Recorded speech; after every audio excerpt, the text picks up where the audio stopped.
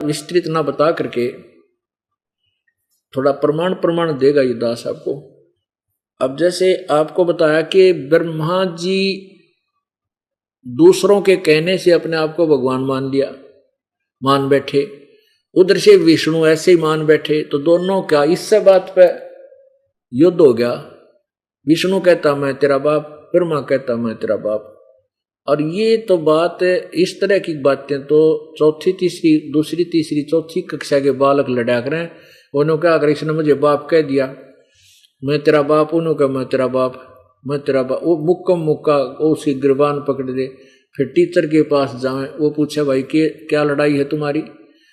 वो यूँ कहता इसने यूँ बोला मैं तेरा बाप, ना जी यूँ बोला मैं तेरा बाप, इसलिए लड़ रहे। ये हमारे वो भगवान हैं जिनको हम सुप्रीम पावर मानते थे, जो चौथी कक्षा के बालकों की तरह लड़े। और हम मोक्ष की बार इंतजार करते हैं, हमारा कल्याण हो, हमारे पाप कटे।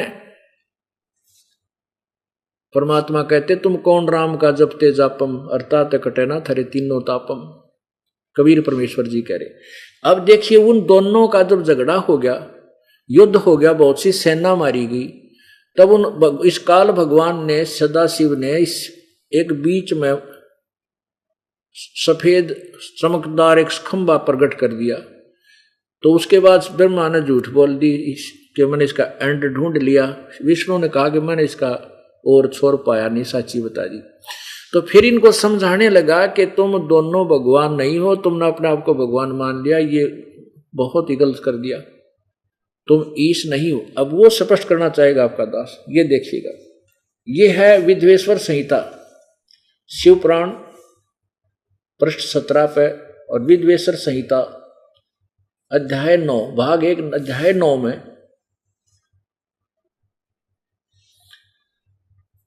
अब यहां थोड़ा सा दिखाते हैं कि नंदिकेश्वर बोले इस प्रकार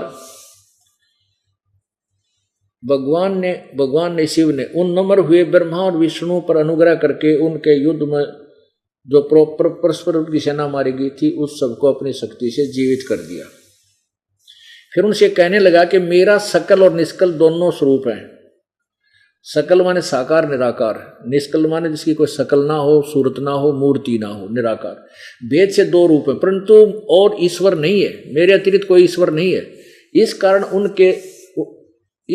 उनके दो रूप नहीं हो सकते। पहला सतम रूप, ये खंबा रूप, और दूसरा पीछे मूर्तिमान रूप धारण किया है, वो खुद खड़ा हो गया आके शिव रूप में। इसमें ब्रह्म रूप निष्कल है और ईश रूप सगुण है। मेरे ये दोनों रूप सिद्ध हैं, ये काल बोल रहा है, ये सदाशिव, दूसरे किसी के नहीं। अब देखो हो सकते, इस कारण तुम दोनों को, ब्रह्मा और विष्णु को अथवा दूसरों को, ईश्वर तव की प्राप्ति नहीं हो सकती, तुम प्रभु नहीं हो सकते। तुमने जो अज्ञानता से अपने को ईश माना, यह बड़ा है अद्भुत हुआ। उसके दूर करने को ही, तुम्हारी ये फड़क तुम्हारे दिमाग सेंटर में लाने के लिए ही, उसके दूर करने को ही मैं रण स्थान में आया। अब तुम अपना विमान त्याग कर मुझ ईश्वर में अपनी बुद्धि लगाओ। मेरे प्रसाद से लोक में सब अर्थ प्रकाश होते हैं। अब ये काल भ्रमित कर रहा है, देखो मैं ही परब्रह्म हूं, मेरा ही कल अकल रूप है, ब्रह्म होने से मैं ईश्वर हूं, और अनुग्रह आदि मेरा ही कर्तव्य है। अब देखो, अब प्रश्न नंबर 18 पे, 17 आपने पढ़ा, ये 18 है। विद्वेश्वर संहिता भाग 1 अध्याय नंबर 10 प्रारंभ होगा। इसमें क्या कहे, हे पुत्रो, ये काल अपने बेटे ब्रह्मा और विष्णु को कहता है, हे पुत्रो, यह कृत कौन सा, ब्रह्मा को रजगुण बनाकर जीव उत्पत्ति कराने का, और विष्णु को सतोगुण बनाकर सतिथि कराने का। हे पुत्रो, ये कृत जो सतिथि और उत्पत्ति है, आपने तप से प्राप्त किया है, और जो सृष्टि की उत्पत्ति और पालन कहता है, ये दोनों विभाग एक एक तुम्हारे को मैंने दिए हैं, जो मैंने प्रसन्न होकर तुम्हें दिया है। इसी प्रकार दूसरे दो कृत रुद्र और महेश को प्रदान किए हैं। ये देख लो, ऊपर तक दो ब्रह्मा विष्णु महेश को बता दिया, ये पुत्रो ये करते आपने तब से प्राप्त किए। कौन सा सृष्टि और उत्पत्ति, सृष्टि उत्पत्ति और पालन, ये तो ब्रह्मा और विष्णु को दे दिया। फिर इन दोनों को और कहते हैं इसी प्रकार दूसरे दो कर्त रुद्र और महेश को प्रदान किए, परंतु अनुग्रह कर्त यानी किसी को जो ना लाभ देना, अनुग्रह कृपा करके उनके कोई माफ कर देना किसी कर्म को, नहीं, ये तुम्हारे पास नहीं। अनुग्रह कर्त कोई भी पाने में समर्थ नहीं है। अपने आत्मा क्लियर कंसेप्ट क्लियर कर दिया शिव पुराण ने, जो संस्कृत में है उसका अनुवाद किया हुआ कि ब्रह्मा विष्णु और शंकर, रजगुण ब्रह्मा, सतगुण विष्णु, तमगुण शिव जी, और इन तीनों का पुत्र, इन तीनों का पिता ये काल रूपी भगवान सदाशिव जिसे ब्रह्म कहते हैं। और ये भी सिद्ध कर दिया कि ब्रह्मा विष्णु और ये शंकर शिव ये भगवान नहीं है, प्रभु नहीं है। ये ब्रह्म कहता है मैं प्रभु हूं। परमात्मा के सवसम वेद में गीता जी अध्याय नंबर 4 के श्लोक नंबर 32 में जो कहा है कि सच्चिदानंद घन की वाणी में इन अनुष्ठानों और पूर्ण रूप से विस्तार किया गया है उस तत्व ज्ञान में। उस 34 में कहा है उस तत्व ज्ञान को तत्वदर्शी संतों के पास जाकर समझ, उनसे वो ज्ञान सुन। उस तत्व ज्ञान में सच्चिदानंद घन की वाणी में, कबीर वाणी में क्या लिखा है? कहते हैं मुल्ला माया मग में बैठी हंसा चुन चुन खाई, ये ज्योत स्वरूपी कहे निरंजन में ही करता वाई। कहते हैं ये ज्योत स्वरूपी निरंजन, ये काल कहता मैं भगवान हूं, या कह रहा है ना मैं परमात्मा हूं और कोई भगवान नहीं है। इनको मूर्ख बना डाला। एक न करता दो ना करता नो ठहराए भाई, 10वां भी धुंधर में मिल जा सत्य कबीर दुहाई। ज्योत स्वरूपी कहे निरंजन मैं ही करता वाई, कि ये काल कहता मैं ही भगवान हूं, नहीं, अब न्यू भ्रमित कर रखा है। अब परमात्मा बता रहे हैं कि ये कितने परमात्मा है, कितनी इनकी शक्ति है, वो तत्व ज्ञान से पता चलेगा। तो आपके समक्ष आज के सत्संग में ये दास क्या स्पष्ट करना चाहता था और किया है कि परमात्मा कबीर देव जी चारों युगों में आते हैं, और जब वो परमेश्वर आते हैं तो काल ने अपने अज्ञानी ऋषियों को अज्ञान ठोक के और उस अज्ञान को आगे प्रचार करवा के पूरे मानव समाज को अज्ञान से, शास्त्र विरुद्ध ज्ञान से, यथार्थ ज्ञान से दूर रख के अपरिचित रखा हुआ होता है। और परमात्मा आते हैं तो वो मानते नहीं है। दूसरा कारण यह है कि कबीर भगवान से काल ने एक वर लिया था कि परमात्मा 3 युगों में, सतयुग त्रेता द्वापर में थोड़े जीव ले जाना, और चौथे युग में आप कितने ही जीव ले जाना। और परमात्मा कबीर जी को पता था कि जब तक ये जीव सुखी है कति मेरी नहीं माने, और सतयुग त्रेता द्वापर तक इनके पुण्य अच्छे चलते हैं, कोई प्राणी विशेष दुखी नहीं होता। जैसे ईब कर टूट रहे, किसी का कैंसर, एक बीमारी के रोग की खोज ये साइंटिस्ट करते, इतने दूसरी सी भयंकर आ जाए वो 10 साल लगे रहे तो भी उनसे नहीं सुधार हो पाता। यानी हमारे जितने कर्म बिगड़ते जाएंगे उतने ही हमारे ये पाप कर्म के कारण और नई ऐसी भयंकर बीमारी हो जाएंगी जिसमें मेडिसिन भी फेल हो जाएंगे। तो पुण्यात्माओं, सतयुग त्रेता द्वापर में सुंदर वातावरण था, बढ़िया आहार था, फलों से लदे पद वृक्ष रहते थे। तो ये भक्ति तो करते ही थे, लेकिन परमात्मा की यथार्थ भक्ति को ना मान करके जो भी दंत कथा थी उसी पर आरूढ़ रहे। इन ऋषि महर्षि जो सतयुग के ब्राह्मण कहते, वेद के गाता थे, पूर्ण विद्वान थे और दुर्गा की पूजा करते थे, तो उन्होंने ऐसा मिसगाइड कर रखा था, तो वो उसी साधनाओं पर लगे रहे। इसलिए परमात्मा ने 3 युगों में थोड़े जीव ले जाने का उसको वर दे दिया। क्रय करावे साइया मन में लहर उठा, और दादू सिरदर जीव के आप बगल हो जा। उधर से इस काल के मन में लहर उठा दी, अब 3 युगों में थोड़े जीव ले जाना। इस काल को पता है ब्रह्म को कि चौथे युग में इनकी खूब रान मट्टी होगी, और ये भक्ति योग कति नहीं रहेंगे। और मेरे पंथ चला दूंगा, आपस में लड़ लड़ मरेंगे, मेरे धर्म बनवा दूंगा कि ये भक्ति तो दूर रहेंगे। और फिर ये आएगा तत्वदर्शी संत, उसकी कोई नहीं सुनेगा, डले मारेंगे, उसके दुश्मन बना दूंगा। तो परमात्मा ने इस कारण से उसको व्रत दे दिया था कि ठीक है, मालिक को मालूम था कि 3 युगों में ये भक्ति मेरे वाली स्वीकार करें को नहीं, और जब चौथे युग में इनकी कति बिरान माटी हो लेगी, खूब दुर्गति हो जाएगी, जो साधना ये कर रहे हैं उनसे कोई लाभ मिला नहीं, पूर्व के पुण्य इनके साथ नहीं रहेंगे जिनसे कुछ लाभ मिलता, तो फिर ये मुझे पहचानेंगे, मेरे पास आवेंगे, आते ही मैं वैसा वो सत्य भक्ति दूंगा, कनेक्शन जोड़ दूंगा अपनी पावर से, और ये सुखी होते चले जाएंगे, मुझे पहचान लेंगे मेरे बच्चे और पार हो जाएंगे। तो पुण्यात्मा उस परमेश्वर ने 4 युग में आकर आप प्रयत्न किया, ये वाणी बोली, 4 युग में हम पुकारे और को कहा हम हेल रे, और हीरे मोती माणिक बरसे ये जग तुमता ढेल रे। अब इन ऋषि महर्षियों के बारे में परमेश्वर ने अपने सप्तम वेद में वो सच्चिदानंद घन की वाणी में क्या कहा है, मोती मुक्ता दर्शत नाही, ये जग है सब अंदरे, दिखत के तैन चश्म इनका फेरा मोतिया बंदरे। ये दिखते विद्वान बड़े, जैसे किसी का सफेद मोतिया बंद हो जाए, उसकी आंख बहुत साफ दिखाई देती है और उसमें दिखता कुछ नहीं। तो परमात्मा यही बता रहे हैं कि ये बड़े विद्वान महर्षि और मंडलेश्वर दिखाई दे थे और संस्कृत बोला करते थे, ये कहता मोतिया बंद हो रहा था, ये पुराणों को भी ना समझ सके, ये तो अंधे थे। दिखत के तैन चश्म इनका फेरा मोतिया बंदरे। तो पुण्यात्माओं, अब वो समय आ गया है जो परमात्मा ने कहा था कि कलयुग में बिचली पीढ़ी जब आएगी उस समय इस तत्व ज्ञान का उद्गार करेंगे, इसका जो है ना पूर्ण रूप से विस्तार करेंगे और जन जन तक पहुंचाएंगे। वो अब प्रारंभ हो चुका है।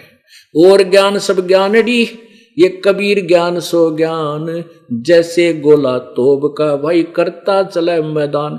अभी वो मैदान करता चलेगा भगवान का तत्व ज्ञान, तोब का घोड़ा है। ये नकली ऋषि महर्षि संत बने बैठे हैं, इनके सारे की खाल उतर जाएगी ज्ञान की, और ये छुप जाएंगे, भाग जाएंगे छोड़कर मैदान को कुछ दिनों में। जब जनता ज्ञान समझ जाएगी और आपका कल्याण होगा, मोक्ष प्राप्ति होगी, सतलोक में जाएंगे जहां से हम आए थे, वहां कोई मृत्यु नहीं, केवल युवा शरीर रहेगा। और वहां जो जिन मकानों को, जिन महलों को यहाँ के इंद्र के पास भी वो सुविधा नहीं, वह आपके उन महलों में विद्यमान है, जिसको तुम छोड़कर इस काल के साथ आगे वो प्राप्त होगी। बोलो सतगुरुदेव। परम पिता परमात्मा, सारी सृष्टि के रचनहार, कुल मालिक, कबीर देव, कबीर परमेश्वर, अल्लाहु अकबर, वो स्वयं ही इस काल के लोक में आते हैं। इस काल के जाल में फंसे हुए अपने हंसों को, अपनी पुण्यात्माओं को ये तत्व ज्ञान समझा करके अपनी शरण में लेकर के उन्हें भक्ति का धनी बनाते हैं। उस भक्ति के धन के प्रभाव से, भक्ति की शक्ति से ये जीवात्मा सतगुरु के साथ सतलोक पहुंच जाती है। पुण्यात्मा, आज सुबह के सत्संग में आप जी ने सुना कि उन ज्ञानहीन ऋषियों, गुरुओं ने, महर्षियों ने न तो पवित्र वेदों को जाना, वो नहीं समझ सके, और न ही इन पुराणों को समझ सके। ये कलयुग के जो गुरुजन, पवित्र हिंदू धर्म के जो मार्गदर्शक कहलाते थे, जो हमें बताया करते थे कि हम जो ज्ञान तुम्हें दे रहे हैं ये पुराणों से, वेदों से और गीता जी से हम आपको सुना रहे हैं। अपने पूर्वज वो सभी अशिक्षित थे। शिक्षा ग्रहण करने का अर्थात एक संस्कृत भाषा को जानने का, सीखने का, पढ़ने का केवल एक ही वर्ग को अधिकार था, जिसे ब्राह्मण कहा करते हैं, जो ब्राह्मण कहलाते हैं। अन्य किसी भी जाति वाले को संस्कृत पढ़ने का अधिकार नहीं था, जिस कारण से हम संस्कृत भाषा से वंचित रहे। और उन अज्ञानियों ने जो भी सरलार्थ अनुवाद करके हमें बताया वेदों और गीता जी तथा पुराणों का, हमने उसे स्वीकार कर लिया। उसी समय उन्हीं अज्ञानियों के पैरेलल समानांतर पूर्ण परमेश्वर एक संत की भूमिका करने के लिए आते हैं और एक तत्वदर्शी संत की भूमिका करते हैं। एक कुछ समय के लिए अतिथि रूप में वो परमात्मा हमारे बीच में एक मनुष्य जैसी लीला करते हुए रहते हैं और वहीं से वो पूरे ब्रह्मांडों का संचालन भी करते हैं। वो यथार्थ ज्ञान देते हैं, लेकिन ये अज्ञानी ऋषि महर्षि और ये नकली गुरु, ये संत, ये हमें विचलित कर देते थे ये कह करके कि कबीर परमात्मा अशिक्षित है, ये क्या जाने वेदों और गीता और पुराणों के बारे में, ये सब झूठ बोलता है। तो हमारे को ये जच भी गई, क्योंकि कबीर देव जी को हम अशिक्षित मानते थे। परमात्मा जो चाहे सो कर सकते हैं। उनके द्वारा दिए गए ज्ञान में संस्कृत भी इतनी सुंदर लिखी हुई है कि ये बड़े बड़े आचार्य चक्कर काट जाते हैं। परमात्मा हर जीव की लैंग्वेज को समझता है। मच्छर, चींटी, हाथी, शेर, पक्षी, पशु पक्षी और मनुष्य किसी भी क्षेत्र का है, उसकी लैंग्वेज को भी, भाषा को भी परमात्मा जानता है। इसी प्रकार वो परमेश्वर कबीर देव जी अपने द्वारा रची हुई सृष्टि का यथार्थ ज्ञान दिया करते थे और वो साथ में ये बताया करते थे कि जिन भगवानों को तुम पूज रहे हो, ब्रह्म, परब्रह्म, रजगुण ब्रह्मा, सतगुण विष्णु, तमगुण शिव जी, ये पूजा के योग नहीं, ये तुम्हें मोक्ष नहीं दे सकते। इस बात से वो अज्ञानी गुरु लोग अपनी रोजी रोटी बंद होने के डर से बहुत दुखी हुए और जनता को भ्रमित करके परमेश्वर कबीर जी के पीछे लगा दिया। ये जुलाहा जाति में उत्पन्न कबीर हमारे देवताओं की निंदा करता है, इनको हे बताता है, इनको कहता है ये इनकी पूजा करने वाले मूर्ख हैं, अज्ञानी हैं, इसकी बातों पर विश्वास मत करो। और उस समय उनकी दाल गल गई, क्योंकि हमारे पूर्वज अशिक्षित थे।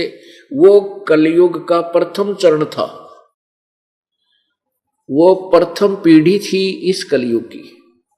परमेश्वर उस समय आए थे। फिर अपनी प्यारी आत्मा धर्मदास जी से कहा था, धर्मदास तो लाख दुहाई, ये तत्व ज्ञान जो मैं तुझे सुना रहा हूं तो लिपिबद्ध कर रहा है कबीर सागर में, कबीर वाणी में, ये तत्व ज्ञान कहीं बाहर न जाई, ये मूल ज्ञान बार जो पढ़ी तो बिचली पीढ़ी हंस नी तेरही। ये तत्व ज्ञान जब तक छुपाई, ये तत्व ज्ञान तब तक छुपाई जब लग ये द्वादश पंथ ना मिट जाए। अपुण्यात्मा, अब प्रत्येक मानव शिक्षित है और सदग्रंथ उन्हीं संस्कृत के ज्ञाता ब्राह्मणों, विद्वानों, ऋषियों, महर्षियों के द्वारा अनुवादित हैं और हम संस्कृत को, संस्कृत क्या है, इसमें देवनागरी लिपि है, देवनागरी लिपि है, देवनागरी लिपि हिंदी है, तो हम इस देवनागरी लिपि से खूब परिचित हैं। इन्होंने जो अनुवाद किया है, उन अज्ञानियों ने अपनी उस अज्ञान सोच के कारण वो अनुवाद जहां भी वेदों और गीता का वो नहीं समझ सके, उनको उन्होंने उल्टा कर दिया। जैसा कि सुबह के सत्संग में आपको बताया था कि गीता जी अध्याय नंबर 18 के श्लोक नंबर 66 में कहा है कि एक सर्वधर्मान परित्यज माम एकम शरणम व्रज। अब गीता ज्ञान दाता, गीता के ज्ञान देने वाला प्रभु श्री कृष्ण में प्रवेश करके बोल रहा है, वो काल ज्योति निरंजन ब्रह्मा विष्णु महेश का पिता, वो गीता जी अध्याय नंबर 18 के श्लोक 62 में कह रहा है कि अर्जुन तू उस परमेश्वर की शरण में जा जिसकी कृपा से तू परम शांति और शाश्वत स्थान यानी सतलोक को प्राप्त होगा। हे भारत, तू सर्वभाव से उस परमेश्वर की शरण में जा जिसकी कृपा से, अपनी से नहीं कह रहा, कोई और परमात्मा जो गीता ज्ञान दाता से भिन्न है, उसकी शरण में जा, उसकी कृपा से तू शाश्वत स्थान यानी परम शांति को और शाश्वत स्थान यानी सदा रहने वाले उस सतलोक को प्राप्त होगा जो कभी नष्ट नहीं होता। क्योंकि गीता ज्ञान दाता ब्रह्म है, ये ब्रह्मलोक में रहता है। और गीता जी अध्याय नंबर 8 के श्लोक 16 में कहा है कि ब्रह्मलोक तक भी ये सभी लोग पुनर्वर्ती में इनकी जन्म मृत्यु होती रहती है। वो पूर्ण मोक्ष नहीं है, पूर्ण मोक्ष प्राप्त नहीं है, पूर्ण मुक्त नहीं है। तो इसलिए गीता जी अध्याय नंबर 18 के 62 से संबंधित मंत्र 62 से संबंधित मंत्र 66 है। 18वें अध्याय का 66वें श्लोक में कहा है कि सर्वधर्मान परित्यज माम एकम शरणम व्रज, मेरी सभी धार्मिक पूजाओं को छोड़कर तू उस एक की शरण में जा। एक माने जिसके बराबर दूसरा ना हो, अद्वितीय, तब मैं तुझे सब पापों से मुक्त कर दूंगा। पुण्यात्माओं, यहां इन अज्ञानियों ने गीता जी के उस अनमोल ज्ञान का डंगा कर दिया। वहां लिख दिया व्रज माने मेरी शरण में आ। आज तक इस दास से ने जब से गहरी नजर गीता नामक एक पुस्तक निकाली है और उसमें गीता जी का यथार्थ अनुवाद किया है, परमेश्वर कबीर जी द्वारा दी गई बुद्धि से उस पूर्ण परमात्मा ने इस दास को बुद्धि दी जो गीता जी जैसे अनमोल शास्त्र का यथार्थ अनुवाद करके मानव समाज को प्रदान किया। आने वाले समय में ये मानव समाज बहुत ही ज्यादा पश्चाताप करेगा कि उन अज्ञानियों को क्या मिल गया हमारे साथ ऐसा, जो है ना धोखा करके, और ये कहा करेगा कि परमात्मा इस दास को, रामपाल दास को ना भेजता तो ये मानव समाज बिल्कुल बर्बाद हो जाता। पुण्यात्माओं, इन्होंने गीता जी के ज्ञान को ना समझकर सभी ने ये कर दिया कि अर्जुन तू मेरी पूजाओं को मुझ में त्याग कर मुझ सर्वेश्वर, मुझ सर्वशक्तिमान की शरण में आ। अरे उसकी शरण में तो खड़ा ही था, उसके पास तो अर्जुन खड़ा था और वो तो उनकी वार्ता हो ही रही थी। फिर कित आ, नहीं तो फिर 18वें अध्याय के 62 में, 18वें अध्याय के 66 में और भी बहुत जगह अन्य परमात्मा के विषय में गीता ज्ञानदाता कह रहा है। तो वो कौन है वो परमात्मा, ये ऋषि महर्षि नहीं जान सके, क्योंकि इनके दिमाग की सुई, इनकी बुद्धि की सुई श्री कृष्ण जी उर्फ विष्णु जी पर टिकी रही। ये सर्वेश्वर है, ये सारे सर्वशक्तिमान है, ये 3 रूप धारण करता है, ये कृष्ण जी बनकर आया। और श्री कृष्ण गीता बोल रहा है, श्री कृष्ण के मुख से काल बोल रहा था। श्री कृष्ण काल नहीं थे, श्री कृष्ण जी काल नहीं थे, ये सतोगुण भगवान हैं, ये 3 लोक के प्रभु यानी 3 लोक के एक विभाग के स्वामी हैं। इन्होंने कभी पहले काल नहीं कहा अपने आप को, बाद में कभी काल नहीं कहा। गीता जी अध्याय नंबर 11 के श्लोक 32 में गीता ज्ञान दाता स्वयं स्वीकार करता है कि कालास्मि, मैं काल हूं, सबको खाने के लिए आया हूं, सबका नाश करने के लिए अब आया हूं। ये बात श्री कृष्ण थोड़ा कहता, वो तो पहले खड़े थे वहां पर। तो इन्होंने सभी ने जिन्होंने अनुवाद किया गीता जी का 18वें अध्याय के 66वां श्लोक उठाकर देख लेना। जो भी आपने नुकती अंडी लगता होगी तो बड़ा विद्वान था और इसने सही अनुवाद किया होगा, सब ने बट्ठा बैठा रखे।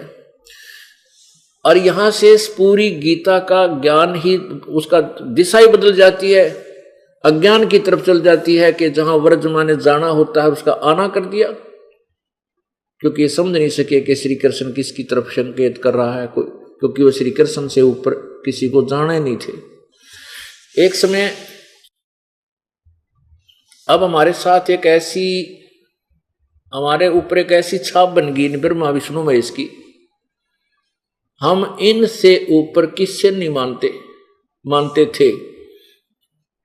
एक समय एक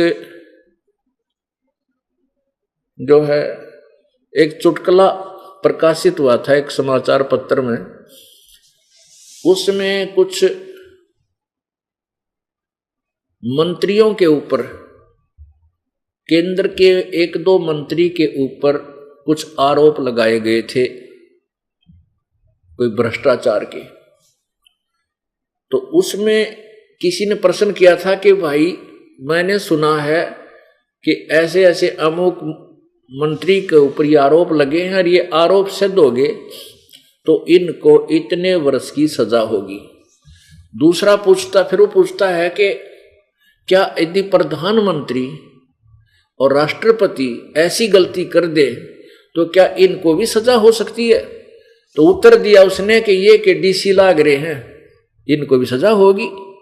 कहने का भाव ये है कि हमारे अंदर एक ऐसी छाप बनी हुई है, डीसी को हम सुप्रीम पावर मानते थे और वो ऐसा हृदय में जच गया था कि डीसी तो गड्यारा डीसी लाग रहा है, तो किनारा डीसी बन रहा है। तो हमारे हृदय में डीसी को सुप्रीम पावर मानकर उसी की उपमा गान लागे थे। तो ऐसे ही अब हमें ऐसा लगता है कि ब्रह्मा विष्णु महेश से ऊपर जो ब्रह्म परब्रह्म और पूर्ण ब्रह्म शक्तियां हैं, हम इन ब्रह्मा विष्णु महेश की उपमा उनसे भी अधिक अपने हृदय में जमाए बैठे थे। कारण क्या था कि हमें पूर्ण परमात्मा के विषय में ज्ञान नहीं था।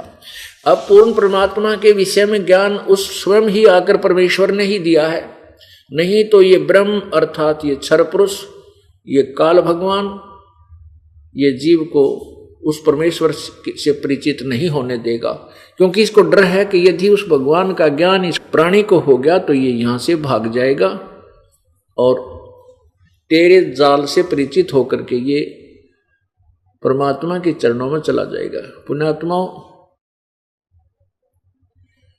अब यहां प्रश्न एक और समस्या आपके मन में हृदय में उत्पन्न होगा, एक शंका कि गीता जी में तो काल ने बोला है, ये बता रहा है कि उस परमात्मा की शरण में जा। पुण्यात्माओं, ये तो वेदों का ज्ञान जो है परमेश्वर जी ने, पूर्ण परमात्मा ने, कबीर जी ने इस काल के कंप्यूटर में डाल दिया। अब ये उसको चेंज नहीं कर सकता, इसने न्यू बोलना पड़ेगा। ये ऐसी, इसके अंदर एक ऐसी फॉन्ट बना दिया परमात्मा ने, ये उसको चेंज नहीं कर सकता, न्यू का नहीं बोलना पड़ेगा। इसके साथ साथ इसने अपना भी अड़ंगा अड़ा रखा है गीता जी में, वो समय आने पर बताएंगे। लेकिन उसको अब हम तत्व ज्ञान से सुलझावांगे। जो तत्व ज्ञान हमें मिला है कबीर परमात्मा का, कबीर परमेश्वर की वाणी का, सच्चिदानंद घन की वाणी वाला जो ज्ञान हमें मिला है, उससे इसको कंपेयर करके शुद्ध कर लिया हमने, और उसको शुद्ध करके आपको ये ज्ञान सुनाया जा रहा है। और साथ में ये कुछ पुस्तक बना करके आप जी के पास भेजी जा रही है। कुछ दिनों में देख लेना, ये मानव समाज एकदम, विशेषकर हिंदू समाज, एक बार फड़क कर जागेगा। इतना फड़क के जागेगा जैसे गहरी नींद तो उठा कर रखियो, के बिना हमारे साथ है, लुट गए, पिट गए। और ऐसी उमंग से इस ज्ञान को ग्रहण करके जो तत्व ज्ञान है अपना आत्म कल्याण कराएंगे। उसके बाद फिर अन्य विश्व के जो शेष प्राणी हैं वो भी विवश हो जाएंगे सोचने को कि सचमुच ये ज्ञान न्यारा ही है और सत्य है, जो मानव को एक बनाओगा। हमारे विभाग जो हो चुके हैं ये नहीं रहेंगे, क्योंकि हम तत्व ज्ञान से परिचित होकर के पूरी पृथ्वी को अपना ही मानेंगे। आपने सुबह के सत्संग में सुना था कि ब्रह्मा विष्णु महेश ये काल के पुत्र हैं, दुर्गा इनकी मां है। और श्री शिव पुराण में आपने पढ़ा कि भगवान वो सदाशिव अर्थात ये काल रूपी ब्रह्म ज्योति निरंजन क्षर पुरुष, जिसको गीता में क्षर पुरुष भी कहा है, काल भी कहा है, वो ब्रह्मा और विष्णु को कह रहा है कि तुम परमात्मा नहीं हो, तुम ईश नहीं हो, तुमने अपने आप को ईश समझा है, भगवान समझा है, ये बहुत अद्भुत हो गया। और इसी को ठीक करने के लिए मैं अब आया हूं, प्रकट हुआ हूं। और फिर ये कहता है कि वत्स पुत्रो, तुम्हारे को मैंने जो ये 2 विभाग दिए हैं उत्पत्ति और पालन के, ये तुमने तप करके लिए हैं। एक बार फिर देखिए उसी पवित्र सदग्रंथ को, पवित्र शास्त्र को, श्री शिव पुराण को, फिर देखिए उसी शिव पुराण को जिसमें संस्कृत भी विद्यमान है।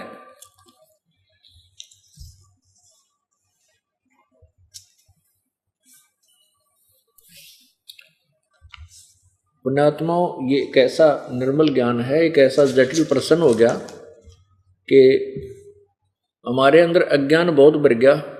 इस अज्ञान को हटाने के लिए रह कर रेगमार मारने पड़ेंगे, और ये रेगमार ठीक ना लगे तो नया पेंट डटा नहीं करा, रुका नहीं करता, वो ठहरेगा नहीं। इसलिए ये सदग्रंथों को दिखा दिखा कर आपके हृदय में जो जमा हो गया वो अज्ञान इन सदग्रंथों के प्रत्यक्ष प्रमाण से हटेगा, तब ये तत्व ज्ञान समावेगा, तब ये टिकेगा। इसलिए बार बार रेगमार ये मारने पड़ रहे हैं तत्व ज्ञान के, ये सदग्रंथ दिखा करके। देखिएगा शिव महापुराण हिंदी टीका सहित प्रथम भाग, और ये कहाँ से प्रकाशित है? श्री शिव महापुराण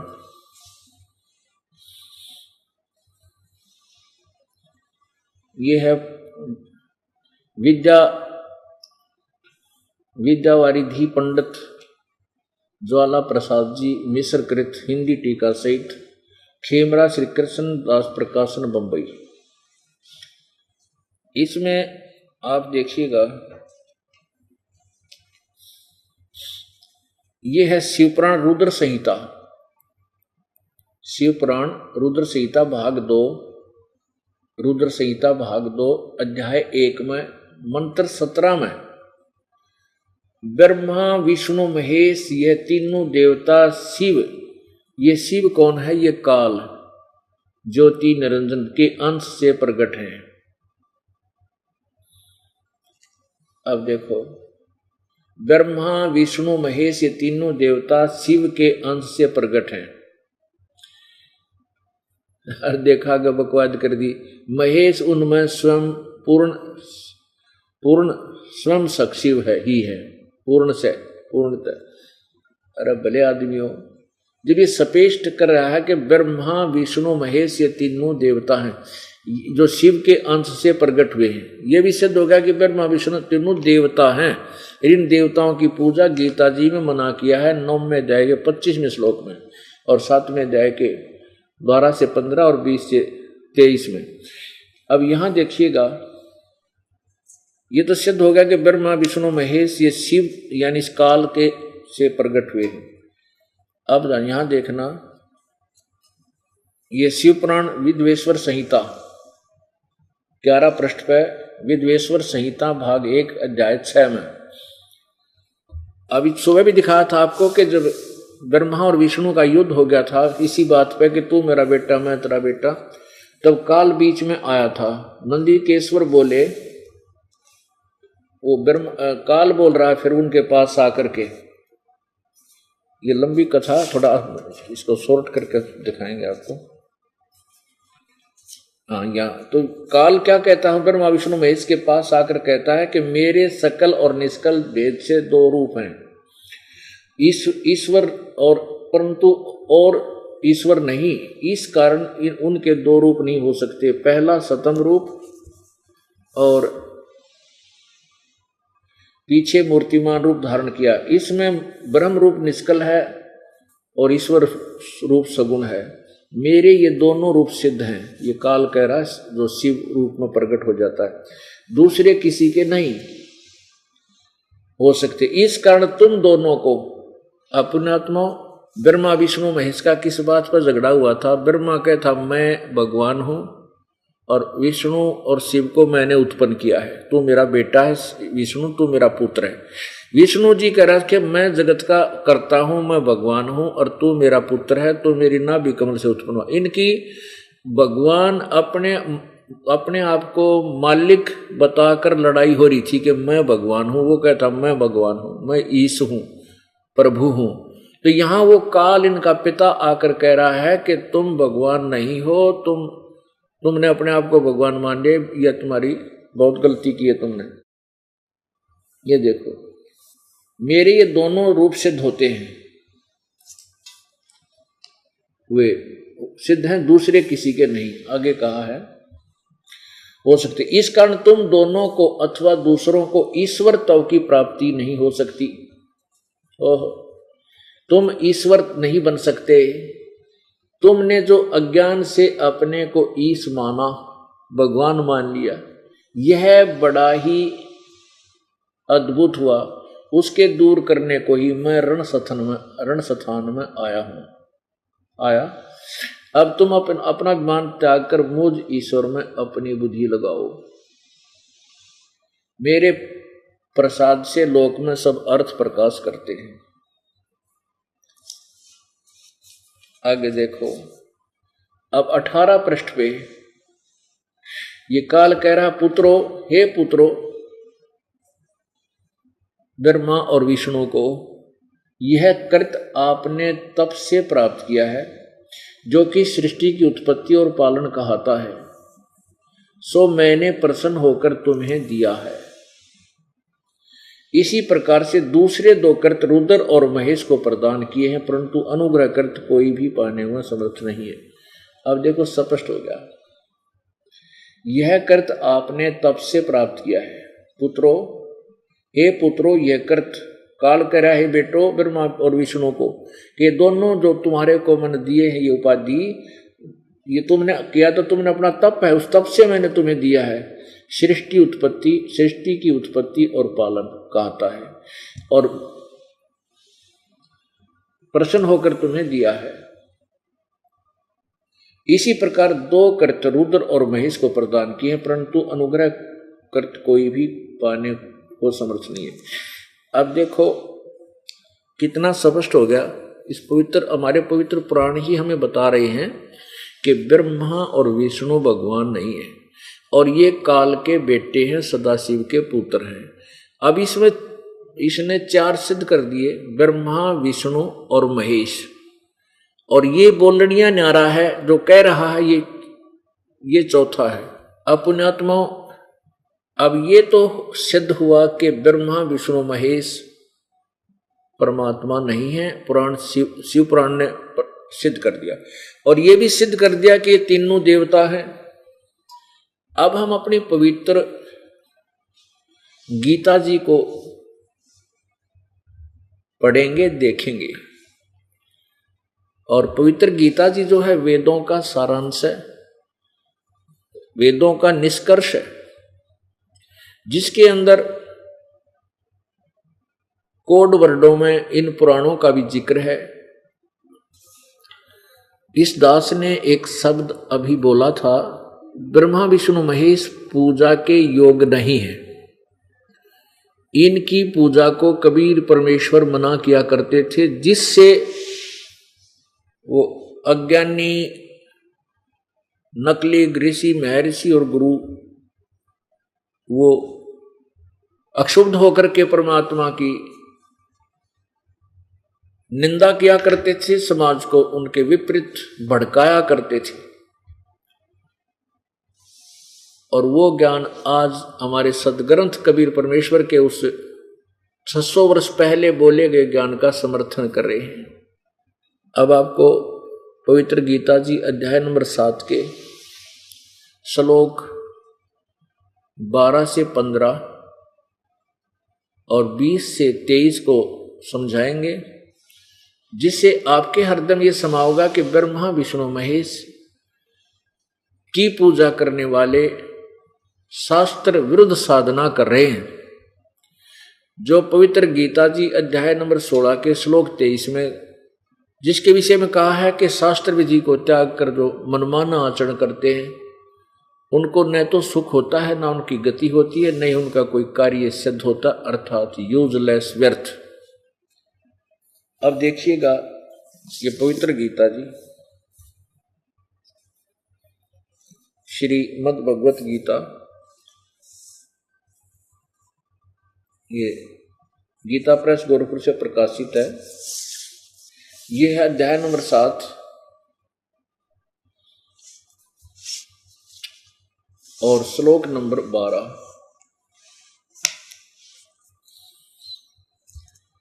यहां पर क्या कहा है इस गीता ज्ञान दाता अर्थात काल भगवान ने, और भी जो सतगुण से उत्पन्न होने वाले भाव हैं और जो रजोगुण से तथा तमोगुण से होने वाले भाव हैं, उन सबको तू मुझसे ही होने वाले ऐसा जान, परंतु उनमें मैं और वे मुझ में नहीं है। इससे क्या सिद्ध है? इससे ये सिद्ध हुआ कि रजगुण ब्रह्मा से उत्पत्ति, सतगुण विष्णु से सती थी और तमगुण शिव से जो संहार, ये जो कुछ भी हो रहा है इसका मुख्य कारण तो ये गीता ज्ञान दाता काल है, जो श्री कृष्ण के शरीर में भूत की तरह प्रवेश करके प्रेत की तरह बोल रहा था। क्योंकि इस काल भगवान को श्राप लगा हुआ है 1 लाख मानव शरीरधारी प्राणियों को नित आहार करने का, खाने का, जिसके कारण ये अपने तीनों पुत्रों से ये अपना ये आहार तैयार करवाता है। यहाँ पर सारा काम बिल्कुल फोर्सिबली करवा जा रहा है, जबरदस्ती करवाया जा रहा है। जीव की कई कति नहीं चलती यहाँ पर, चाहे को कितना अंडी पाक रहा हो, कितना जो है ब्रह्मचारी बन रहा हो, और कितना नो सोचा मेरे जैसा यहाँ सदाचारी नहीं है और झूठ नहीं बोलता, काल ने सबकी घिस काट रखी है। यहाँ जो उत्पत्ति विषय है, जो बच्चे उत्पन्न करने की जो बीमारी इसने ला रखी है, जीव के बस का नहीं इसको रोक सके, चाहे कितनी बात बना ली। जिसको हम भगवान मानना करते हैं, ब्रह्मा विष्णु महेश जैसे, इनकी देख लो कि कहानी है, इनको पढ़ ले तो आदमी की आंखें खुल जाएं। तो ये काल इनको भी नहीं बख्शता। तो ये जो क्रिया ये करवा रहा है उत्पत्ति, और ये यहाँ सती थी एक दूसरे मोह ममता जकड़ रखा हमारे को। हमें पता है कि कल मृत्यु होगी तो हमारे साथ ना को कार चले, ना कोठी चले, ना कोई बेटा चले, ना बेटी चले, लेकिन हमारे बस की बात नहीं। चाहे कितनी बात बना ला और कितना सहनशील आदमी दिखता हो, एक समय इतना क्रोध हो जाएगा मन माने वो बिल्कुल अपने से बाहर हो जाता है। तो ये सब क्रिया कहते हैं, ये जो कुछ भी हो रहा है इसका मुख्य कारण ये काल है। और ये कहता कि मैं इनमें नहीं हूं और ये मुझ में नहीं, क्योंकि ये ब्रह्मा विष्णु महेश से दूर रहता है। अपने एक तो 21वें ब्रह्मांड में भी रहता है ये, और प्रत्येक ब्रह्मांड में भी इसने अपना ऊपर के स्थान पर, अपने ऊपर ब्रह्मलोक में एक अलग से गुप्त स्थान बनाया हुआ है, जहां ये अपनी पत्नी दुर्गा को रखता है। और इसने वहां पर 3 स्थान बना रखे, एक रजोगुण प्रधान क्षेत्र, एक सतोगुण प्रधान क्षेत्र, एक तमोगुण प्रधान क्षेत्र। वहां ये दुर्गा को अपनी पत्नी रूप में रखता है, इससे बच्चे उत्पन्न करता है। अब देखिए रजोगुण प्रधान क्षेत्र और सतोगुण प्रधान क्षेत्र, तमोगुण प्रधान क्षेत्र में कैसे भिन्नता होती है। जैसे किसी मकान में 3 कक्ष हैं, 3 कमरे हैं।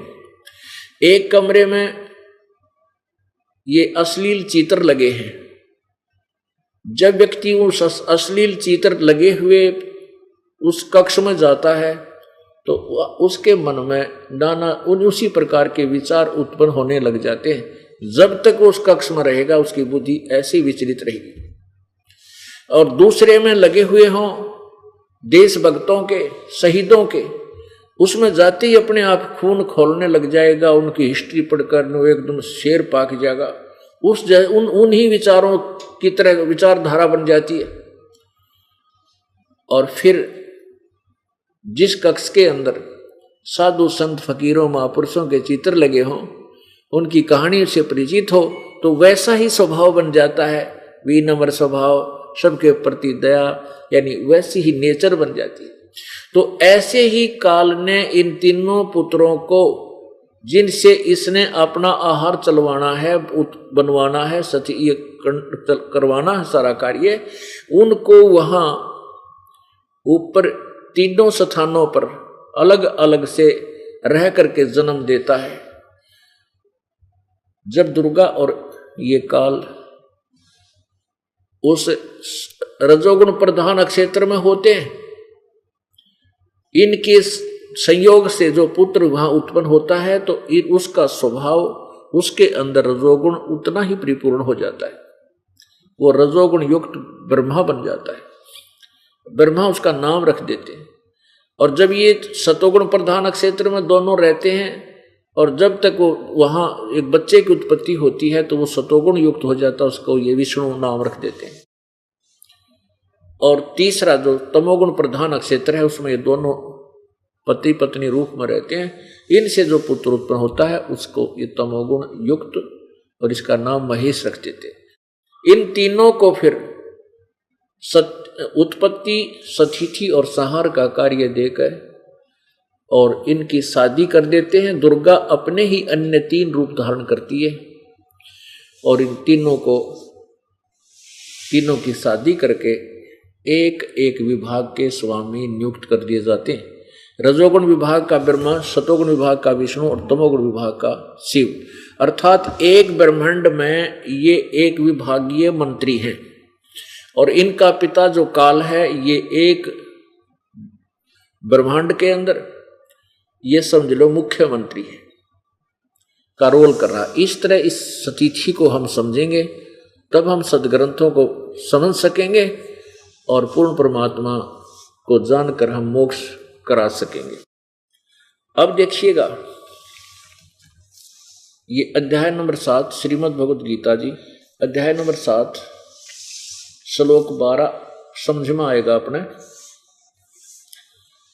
और भी जो सतोगुण से उत्पन्न होने वाले भाव हैं, और जो रजोगुण से तथा तमोगुण से उत्पन्न होने वाले भाव हैं, उन सबको तुम मुझसे ही होने वाले ऐसा जान, परंतु वास्तव में उनमें मैं और वे मुझ में नहीं है। ये काल क्या करता है, इन तीनों को अलग से एक एक राजधानी दे देता है, जहां बैठकर ये 3 लोक के प्राणियों को यहां अपनी उस शक्ति से, जो एक एक गुण इनके अंदर फिट कर दिया, उससे प्रभावित रखते हैं। जैसे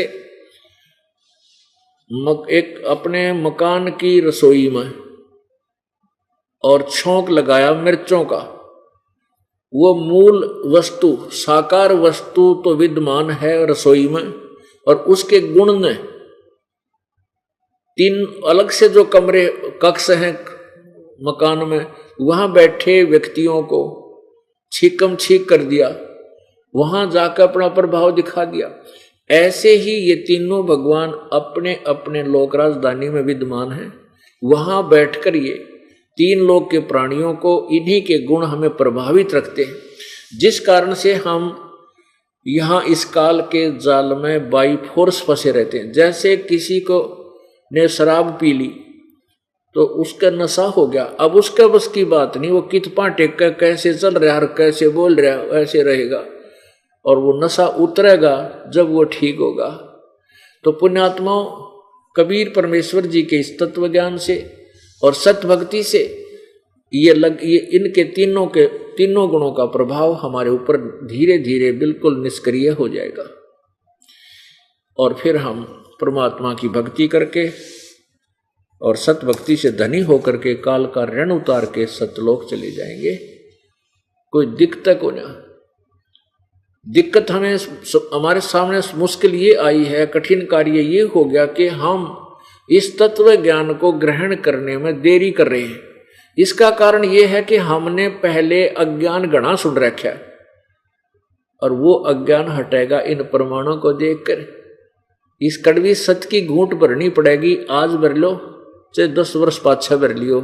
जब तक इस कड़वी घूंट को नहीं भरोगे, इस तत्व ज्ञान को स्वीकार नहीं करोगे, ना तो जीव उद्धार ना या समाज सुधार, कुछ भी नहीं हो सकता। दूनी आग लगती जा रही है, मानो कितना गिरता जा रहा है। और इस तत्व ज्ञान को समझ के फिर हम एक दूसरे से दया पैदा होगी, भगवान से डर लगेगा, बुराइयों से बचेंगे हम, और परमात्मा हमारी वो आवश्यकता पूरी करेगा जो कोई भी ना कर सकता। राजा भी नहीं कर सकता उन आवश्यकताओं को जो परमात्मा किया करता है। राजा भी भगवान के आगे हाथ जोड़ता फिरता है। जब हमें उस परमात्मा से सहारा मिलेगा तो हम ना चोरी कर सकते, ना ठगी करेंगे, किसी चीज की कसर ना छोड़, कमी नहीं छोड़ेगा भगवान। तो और फिर हमें ज्ञान होगा, डर भी होगा, ज्ञान से डर बनता है, फिर हम वो गलतियां भी नहीं करेंगे। इस प्रकार समाज सुधार भी होगा, सब बुराइयों से बच जाएंगे और परमात्मा की भक्ति करके हम सतलोक चले जाएंगे, जहां से हम बिछुड़कर आए इस गंदे लोक में। अब ब्रह्मा विष्णु महेश, रजगुण ब्रह्मा, सदगुण विष्णु, तमगुण शिव जी, ये तो सत्य होगी। अब ये तीनों भगवानों से ही ये सृष्टि काल की चल रही है और ये पूजा के योग नहीं है। जो इनकी पूजा करते हैं वो शास्त्र विरुद्ध साधना कर रही है। देखिएगा अब 13वें श्लोक में क्या बताया है, 7वें अध्याय के गुणों के कार्य रूप सात्विक, राजस और तामस, इन तीनों प्रकार के भाव से ये सारा संसार प्राणी समुदाय मोहित हो रहा है। इन तीनों गुणों रजगुण ब्रह्मा, सदगुण विष्णु, तमगुण शिव जी से ऊपर परे मुझ अविनाशी को नहीं जानता। ये काल कह रहा है कि इनसे ऊपरे मैं हूं, ये मुझे नहीं जानते, इन्हीं की पूजा पाजा में उलझ पुलझ रहते हैं, इन्हीं तक सीमित है। अब 14वें श्लोक में क्या कहा है, 7वें अध्याय का 14वां श्लोक, क्योंकि यह अलौकिक अर्थात अति अद्भुत त्रिगुणमयी मेरी माया, यह रजगुण ब्रह्मा, सदगुण विष्णु, तमगुण शिव जी द्वारा फैला गया ये जाल, माया जाल बड़ा खतरनाक है, दुस्तर। परंतु जो पुरुष, जो साधक मुझको भजते हैं, इस ब्रह्म को भजते हैं, काल को भजते हैं, वो माया का उल्लंघन कर जाते हैं, अर्थात संसार से तर जाते हैं। कहने का भाव ये है कि जो ब्रह्मा विष्णु महेश की पूजा ना करके केवल ब्रह्म साधना करते हैं, वो जैसे ब्रह्मा विष्णु महेश की जो पूजा करते हैं, शिव का पुजारी शिव के लोक में, विष्णु का पुजारी विष्णु के लोक में, ब्रह्मा का पुजारी ब्रह्मा के लोक में जाकर कोई देव पद प्राप्त कर लेगा, उन देवताओं के पास चले जाएंगे और वहां से फिर तुरंत ही अपने पुनः को क्षीण करके फिर तो वापस गिर जाएंगे, 84 लाख योनियों में जाएंगे, नरक भोगेंगे। और जो ब्रह्म की साधना करता है वो एक महाकल्प तक, यानी सच्ची साधना आजीवन सच्चे जल में पूरे संत से लेकर के और विधिवत साधना करता है, वो फिर ब्रह्म लोक में चला जाता है, ब्रह्म का साधक। तो ये ब्रह्मा विष्णु महेश से कुछ ज्यादा राहत ब्रह्म लोक में गए प्राणी को होती है, वो ज्यादा समय तक जन्म मृत्यु से बच जाता है। लेकिन मृत्यु उसकी भी होती है, क्योंकि गीता जी अध्याय नंबर 8 के श्लोक 16 में स्पष्ट किया कि ब्रह्म लोक तक गए हुए प्राणी भी फिर पुनर्वृत्ति में है, उनका भी मृत्यु होती है, जन्म मृत्यु में आते हैं। तो यहां ये कह रहा है कि जो मेरी भक्ति करते हैं वो इनसे ऊपर उठ जाते हैं, ब्रह्मा विष्णु महेश के से मिलने वाली राहत से ऊपर उठ जाते हैं। इस त्रिगुणमयी माया से, त्रिगुणमयी माया बड़ी खतरनाक है। और आगे फिर 15वें श्लोक में यही बताया कि ब्रह्मा विष्णु महेश रूपी त्रिगुणमयी माया के ऊपर जो आश्रित हो गए, इन तो आगे किसी ने मानते नहीं, चाहे कुछ भी कह लो इनको, तो वो माया के द्वारा जिनका ज्ञान हरा जा चुका है, त्रिगुणमयी माया द्वारा ब्रह्मा विष्णु महेश से मिलने वाली राहत के ऊपर ही आश्रित है, उनके विषय में देखो क्या कहा है गीता जी अध्याय नंबर 7 का और श्लोक नंबर 15।